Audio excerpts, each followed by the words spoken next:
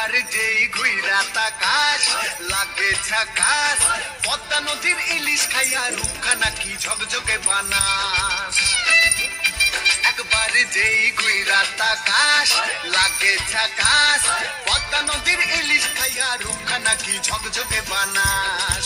Ooh la la ooh la la ooh la la হু,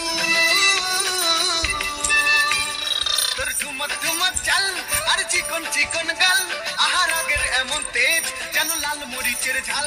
ওর বঙ্গলালো না তোর হয় না তুলো না, তোর মন রাঙাতে করবো যা তুই চাস। একবার যে